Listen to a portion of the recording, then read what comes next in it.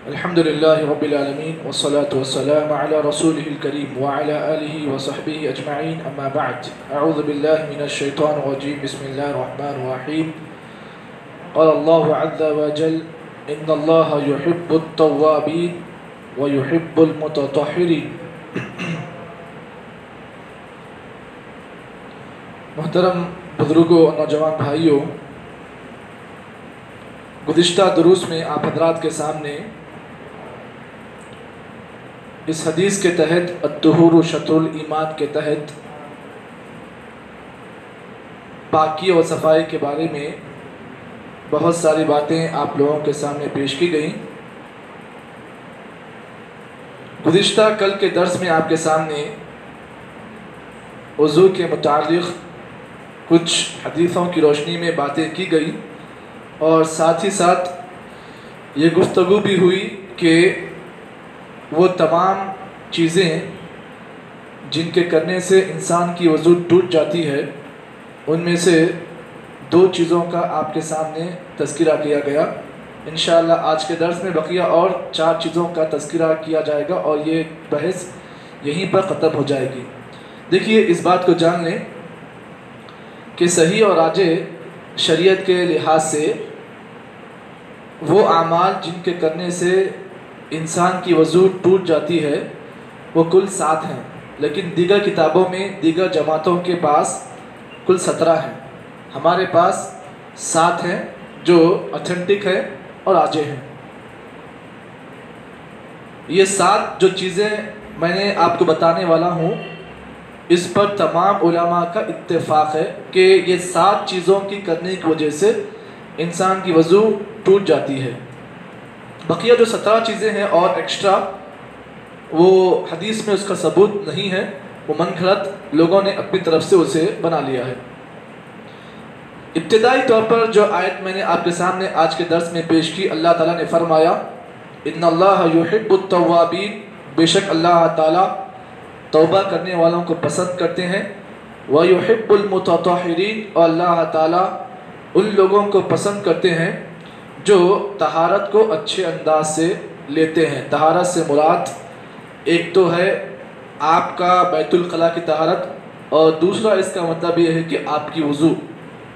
اللہ تعالیٰ جو لوگ وضو صحیح انداز سے کرتے ہیں اور ساتھ ہی ساتھ اپنی طہارت کو اچھی طریقے سے لیتے ہیں، اللہ تعالیٰ ان سے پسند کرتے ہیں، اللہ تعالیٰ ان کو چاہتے ہیں۔ آج کے درس میں تیسرا وہ عمل جس کے کرنے سے انسان کی وضو ٹوٹ جاتی ہے۔ اگر کوئی انسان وضو کرنے کے بعد اگر اونٹ کا گوشت کھاتا ہے تو اونٹ کے گوشت کے کھانے کی وجہ سے انسان کی وضو ٹوٹ جاتی ہے، پھر اسے دوبارہ نیا وضو کرنے کے بعد نماز میں اسے شامل ہونا چاہیے۔ کیوں؟ اس لیے کہ اللہ کے نبی صلی اللہ علیہ وسلم کا یہ عمل ہے کہ آپ صلی اللہ علیہ وسلم نے ارشاد فرمایا کہ خاص کر اونٹ پر جو ہے شیطان سوار ہوتا ہے، اور یہ جو ہے اونٹ کی جو گوشت ہوتی ہے بہت گرم یہ گوشت ہوتا ہے۔ اس کی وجہ سے اللہ کے نبی صلی اللہ علیہ وسلم نے اس گوشت کو کھانے کے بعد آپ صلی اللہ علیہ وسلم نے اپنی امت کو آپ صلی اللہ علیہ وسلم نے وضو کرنے کا حکم دیا ہے۔ رہا دیگر جانور جیسے بکری کا گوشت ہے، گائے کا گوشت ہے یا مرغی کا گوشت ہے، اس کے کھانے پر انسان کی وضو نہیں ٹوٹتی ہے۔ انسان وہ چیز کھانے کے بعد پھر دوبارہ نماز کو وہ انسان اگر آنا چاہے تو وہ انسان اسی وضو میں نماز پڑھ سکتا ہے، اس سے کھانے کی وجہ سے اس کی وضو پر کوئی خلل اور اثر واقع نہیں ہوگا۔ چلیے آئیے ہم بات کرتے ہیں حدیث کے ذریعے سے۔ سب سے پہلی حدیث جو میں آپ کے سامنے پیش کرنے جا رہا ہوں، یہ حدیث حضرت جابر بن سمرہ رضی اللہ تعالیٰ عنہ کی روایت ہے۔ اس حدیث کو امام مسلم نے صحیح مسلم میں روایت کیا، اور اب یہ حدیث حضرت جابر بن سمرہ رضی اللہ تعالیٰ عنہ ہے۔ فرماتے ہیں ان رجلا سأل رسول اللہ صلی اللہ علیہ وسلم، ایک آدمی اللہ کے نبی صلی اللہ علیہ وسلم کے پاس سوال لے کر آیا۔ سوال اس کا یہ تھا اتوضأ من لحوم الابل، اے اللہ کے رسول کیا میں اونٹ کا گوشت کھانے کے بعد پھر سے وضو کروں؟ اللہ کے نبی صلی اللہ علیہ وسلم نے فرمایا نعم، ہاں اونٹ کا گوشت کھانے کے بعد تمہیں دوبارہ وضو کرنا پڑے گا۔ اس نے پھر سوال کیا، قال اتوضع من لحوم الغنم، اللہ کے رسول کیا میں بکری کا گوشت کھانے کے بعد بھی وضو پھر سے کروں؟ آپ نے کہا ان شئت توضع وان لم شئت لم تتوضع، اگر تو چاہتا ہے تو وضو کر یا کوئی مسئلہ نہیں، تو اسی وضو پر نماز پڑھ سکتا ہے۔ پھر آگے وہ آدمی واپس جا رہا تھا، آپ نے پھر اسے بلایا، کہا توضؤ بلحوم الابل، نبی نے خاص کر اسے پھر بلایا اور کہا کہ دیکھ جب کبھی تو اونٹ کا گوشت کھائے تو وضو ضروری کرنا، تو تیرے لیے واجب ہے کہ تو اس وضو کے ذریعے سے نماز نہ پڑھ، بلکہ جب بھی تو اونٹ کا گوشت کھائے نیا وضو کر کے تو نماز میں شریک ہونا۔ آپ نے اسپیشل یعنی خصوصی طور پر آپ نے اس آدمی کو بلا کر اس کا حکم دیا۔ تو امام مسلم نے صحیح مسلم کی شرح میں یہ بات لکھی کہ آپ نے جو اسے خصوصی طور پر بلایا، یہ اس بات کی دلالت ہے کہ آپ صلی اللہ علیہ وسلم نے اس بات کا وجوب اور فرض بیان کیا کہ اگر کوئی آدمی اونٹ کا گوشت کھاتا ہے تب اس پر وضو کرنا واجب ہو جاتا ہے۔ اب آئیے ایک اور حدیث جس میں اللہ کے نبی صلی اللہ علیہ وسلم کا ایک عمل بتایا گیا ہے۔ دیکھیے آپ جانتے ہیں ہمارے لیے اس دنیا میں سب سے زیادہ ماڈل جو ہے اللہ کے نبی کا عمل ہے۔ آپ کا عمل ہمارے لیے نمونہ ہے، اور نبی صلی اللہ علیہ وسلم جو عمل کرتے ہیں ہمیں اس عمل کو کرنے پر ابھارا گیا ہے۔ چلیے آئیے اللہ کے نبی کا عمل کیا تھا اس سلسلے میں۔ اس سلسلے میں آپ کو ایک حدیث ملتی ہے جسے امام مسلم نے صحیح مسلم میں روایت کیا، اور ابھی حدیث حضرت ابو ہریرہ رضی اللہ تعالیٰ عنہ ہے۔ کہتے ہیں کان رسول اللہ صلی اللہ علیہ وسلم، اللہ کے نبی، دیکھیے جب کبھی حدیث میں کانا کا لفظ آتا ہے، جیسے مثال طور پر کانا رسول اللہ، اگر اللہ کے رسول کے نام کیا ہے کانا آتا ہے تو وہ عمل دوام پر دلالت کرتا ہے، یعنی ہمیشہ کا وہ عمل ہوتا ہے۔ کان نبی صلی اللہ علیہ وسلم، اللہ کے نبی صلی اللہ علیہ وسلم کیا کرتے تھے؟ اکل لحوم الغنم، نبی صلی اللہ علیہ وسلم کبھی کبھار بکری کے گوشت کا کھاندہ جو ہوتا ہے، کھاندے کی طرف جو گوشت ہوتا ہے آپ اسے کھاتے تھے۔ ثم صلی، پھر اس کے بعد آپ اسی حالت میں مسجد کو آتے اور صحابہ کو نماز پڑھاتے تھے۔ حدیث میں دلیل یہ ملی، نقطہ یہ ملا کہ آپ کا یہ عمل تھا کہ آپ صلی اللہ علیہ وسلم بکری کا گوشت کھاتے، پھر اسی وضو میں آپ مسجد کو آتے اور امامت کرواتے، صحابہ کے پیچھے نماز پڑھتے۔ معلوم یہ ہوا امام کا عمل مقتدیوں کے لیے نمونہ ہوتا ہے، اور کوئی امام ہوتا ہے تو مقتدی کے لیے امام کی اقتداء واجب ہوتی ہے۔ تو اللہ کے نبی صلی اللہ علیہ وسلم یہاں پر آ کر کیا کرتے؟ صحابہ کو نماز پڑھواتے اور صحابہ آپ کے پیچھے نماز پڑھتے۔ تو اس حدیث سے یہ پوائنٹ نکلا کہ اگر کوئی آدمی بکری کا گوشت یا مرغی کا گوشت یا پھر گائے کا گوشت اگر کھا کر آتا ہے، اسی وضو میں وہ آدمی پھر دوبارہ مسجد کو آ کے نماز پڑھتا ہے تو اس کی وضو پر کوئی اثر واقع نہیں ہوگا۔ یہ تیسری چیز جس سے آپ کو یہ بات معلوم ہو گئی کہ وضو کو توڑنے والی جو چیز ہے وہ ہے اونٹ کا گوشت۔ چوتھی چیز جس کی وجہ سے انسان کی وضو پر اثر واقع ہوتا ہے الردہ۔ الردہ کہتے ہیں کہ انسان کوئی وضو کر لیا، وضو کرنے کے بعد کچھ ایسے زبان سے الفاظ جاری کیا، یعنی مثال کے طور پر وضو کرنے کے بعد یا پھر کسی اور کا نام لے لیا، غیر معبود کا نام لے لیا، غیر معبودان باطلہ جو ہیں ان کا نام لے لیا، یا کفریہ کچھ الفاظ کہہ لیا، ایسے الفاظ کہہ لیا جس کی وجہ سے انسان کفر کے اندر داخل ہو جائے۔ وہ الفاظ اگر وضو کرنے کے بعد انسان کوئی اپنی زبان سے جاری رکھے یا جاری کرے تو اس پر یہ لازم ہے کہ وہ انسان پھر دوبارہ نیا وضو کرے، پھر مسجد میں وہ انسان نماز پڑھے۔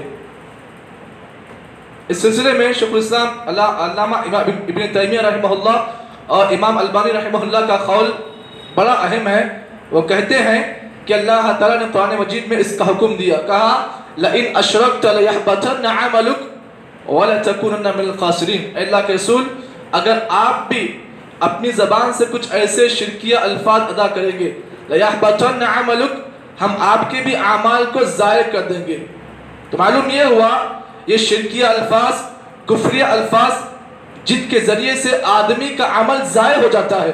جب آدمی کا عمل ضائع ہوتا ہے تو پھر اس کی وضو بھی اس کی وجہ سے ضائع ہو جاتی ہے. پانچویں چیز جس کی وجہ سے انسان کی وضو ٹوٹتی ہے وہ کیا ہے؟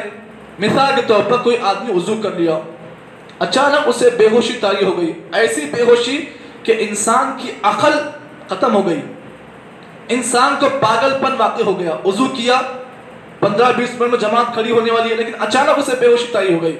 ایسی بے ہوشی جس کی وجہ سے انسان کی عقل پوری ضائع ہو جائے. انسان کو ایسا پاگل پن واقع ہو گیا کہ انسان کی عقل کا کوئی نام و نشان نہیں تھا,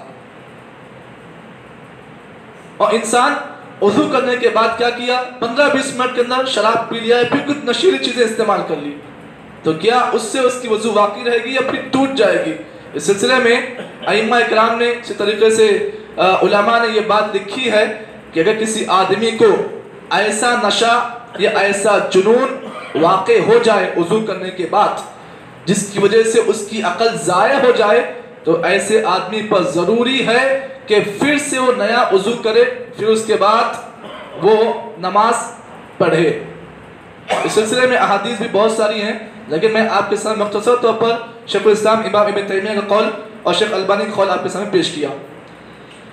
آخری چیز جس کی وجہ سے انسان کا وضو ٹوٹ جاتا ہے وہ ہے ایک انسان وضو کرنے کے بعد اپنے جسم سے یا اپنے ہاتھ سے شرمگاہ کو چھوئے, شہوت کے ساتھ یا بغیر شہوت کے, خواہشات ہیں یا بغیر خواہشات کے, اس نے شرمگاہ کو چھین لیا, تو کیا اس کی وضو ہے یا ٹوٹ گئی؟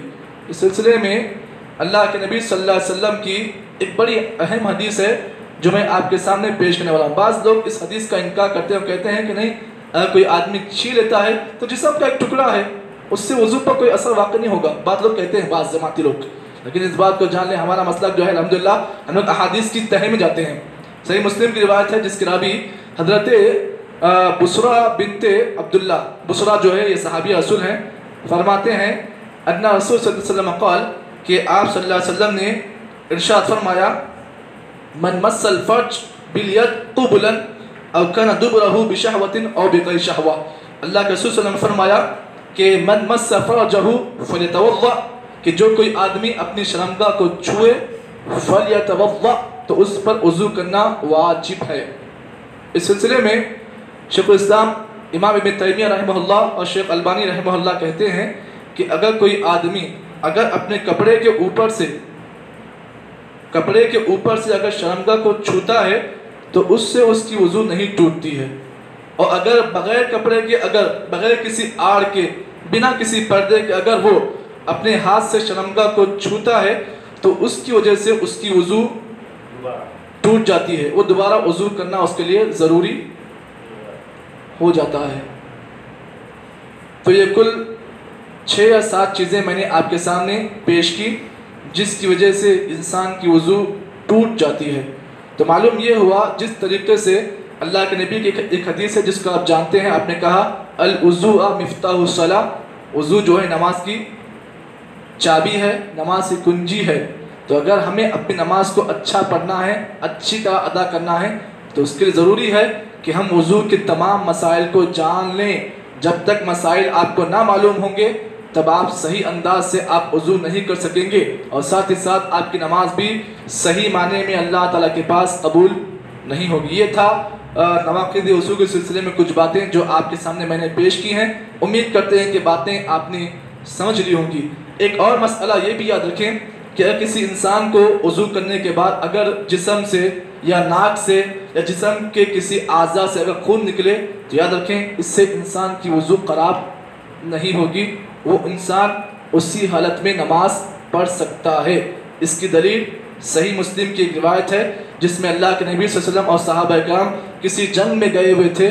صحابہ اکرام کے بارے میں بتایا جنگ ہو رہی تھی اور صحابہ اکرام نماز کی حالت میں تھے, حتیٰ کہ صحابہ کے بارے میں نبی نے کہا کہ صحابہ کا حال یہ تھا کہ جسم سے ان کا خون ایسے بہہ رہا تھا جس طریقے سے کسی چیز سے, کسی گھڑے سے یا کسی پانی کے بندی سے کوئی اگر پانی خارج ہوتا ہے تو صحابہ کے جسم سے ایسا خون خارج ہو رہا تھا, اور صحابہ اس حالت میں نماز پڑھ رہے تھے۔ تو اس سے دلیل یہ نکلی کسی آدمی کو جسم سے خون نکلے یا پھر اس کی نکسیر پھوٹ جائے یا پھر جسم سے کہیں جگہ چوٹ سے خون نکلے تو اس کی وجہ سے اس کی وضو خراب نہیں ہوگی۔ اور یہاں پر اس مسئلے کو بھی جان لیں کہ اگر کوئی آدمی وضو کر کے اگر اپنی بیوی کو اگر بوسہ دیتا ہے تو اس کی وجہ سے بھی اس کی وضو خراب نہیں ہوگی۔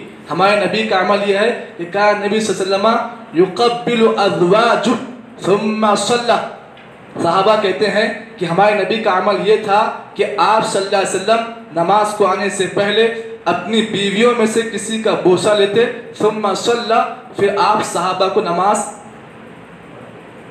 پڑھاتے تھے۔ یہ تمام چیزیں جاننا بہت ضروری ہے۔ ہمارے بعض لوگ ان چیزوں میں واقع ہوتے ہیں تو گھبرا جاتے ہیں، ارے وضو ٹوٹ گئی۔ نہیں، آپ کی وضو باقی ہے، یہ ہمارے نبی کا عمل تھا۔